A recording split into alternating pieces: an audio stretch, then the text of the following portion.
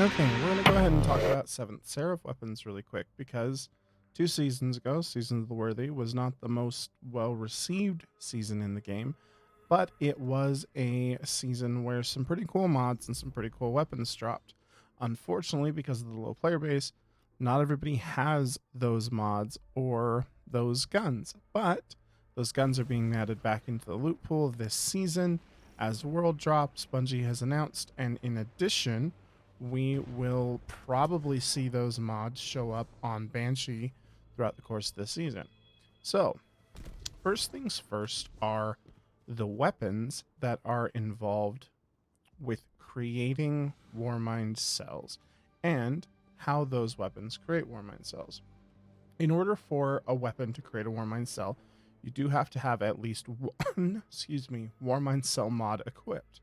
One of the easiest ones to slot in is Global Reach because it's one mod point, so you can build around other things. But if you happen to be using a Warmind Cell weapon, you can slot in that one build point. The weapons that generate Warmind Cells are the Seventh Seraph Carbine Kinetic Auto Rifle, it's 450 RPM, the IKELOS Shotgun, the IKELOS Sniper Rifle and Hand Cannon, the IKELOS Submachine Gun, the Seventh Seraph Submachine Gun, Seventh Seraph Sidearm, Seventh Seraph Shotgun, and the Seventh Seraph Saw, which is a heavy machine gun. All of those weapons, by getting kills with them while you have a Warmind Cell mod equipped, will create Warmind cells. There is a formula out there. I don't remember what it is, but a certain amount of red bars or a certain amount of orange bars or yellow bars all added together will spawn a Warmind cell. But that does seem to have been tweaked in Beyond Light based on what I'm counting. So I don't exactly know what that is, and I haven't done the testing. I just want to explain the basics. Warmind cell mods are broken up into 3 types of mods: Arc, Solar, and Void. They each have a theme. Each element has a theme. The solar mods, which is what we have equipped right now, are just like having a nuclear weapon strapped on. So, Global Reach is the universal one, like we discussed. But Light of the Fire, rapidly defeating targets with the detonation of Warmind Cell, generates an orb of power. Burning Cell, destroying a Warmind Cell creates a burst of solar energy that causes enemies to burn for several seconds. Wrath of Rasputin, solar splash damage, final blows have a chance to create Warmind cells. This is things like your grenades and your Martyr's Retribution Waveframe grenade launcher. Fire Team Medic, destroying a Warmind cell creates a burst of healing to you and allies near you.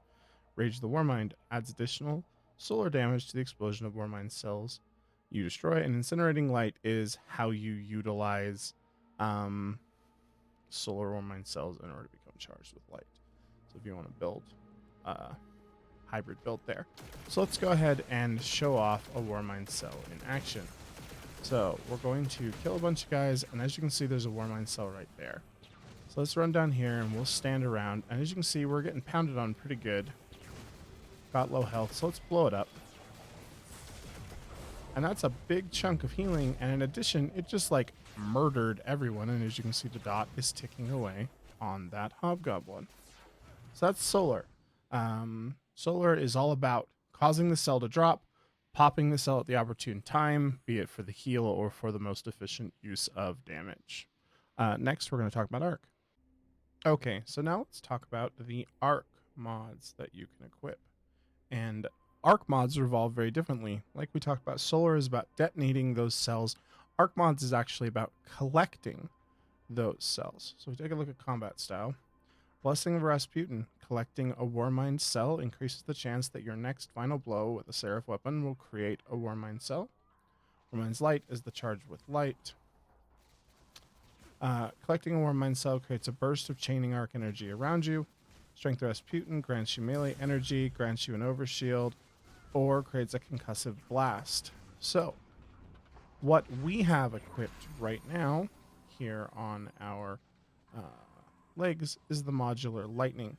That one's actually a little bit harder to show off, so we're going to put on the concussive last one. So chosen Warmind here. Just because it's really easy to identify the effect. Let's go ahead and kill a handful of X here.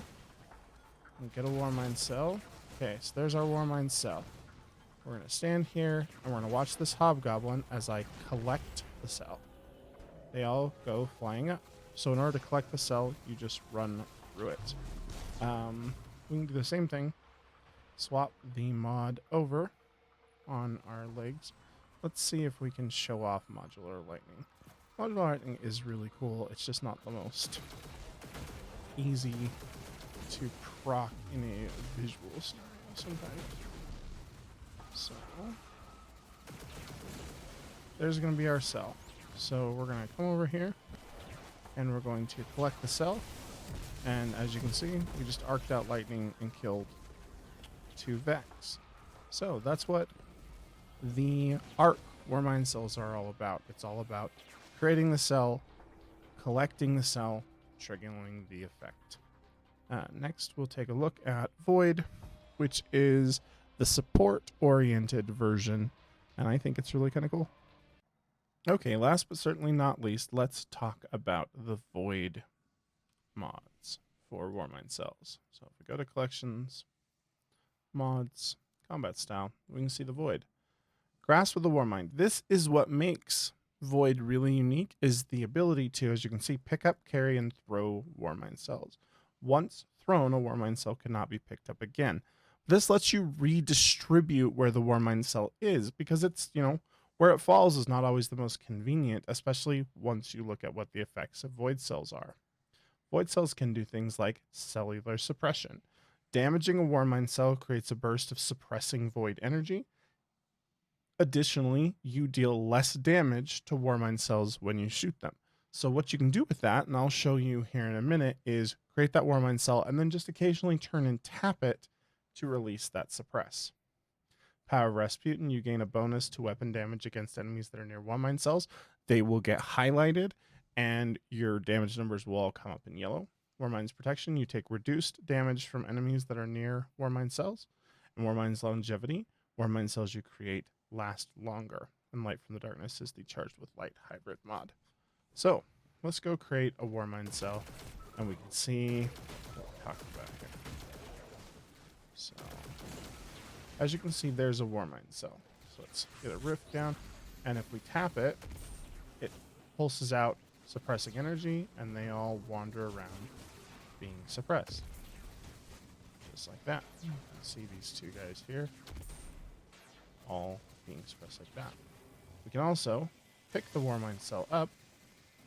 That lets us carry it around, and then we can throw it here, and we can pulse out suppression on this group of people as well. And with Global Reach equipped, that suppression field size grows as you do it. So, I have this whole sector here locked down with this constant pulse there. And that's Warmind cells. Important notes about them is that you can interact with any Warmind cell that's on the ground even if you didn't create it. However, if you're not running Warmind cell mods, don't do it because it literally renders the Warmind cell virtually useless.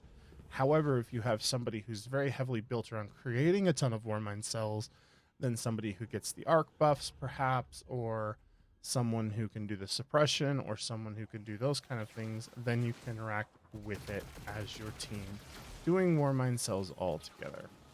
Besides that, Warmind cells are a really simple system. They are incredibly powerful, and I recommend checking them out. Thanks, everyone.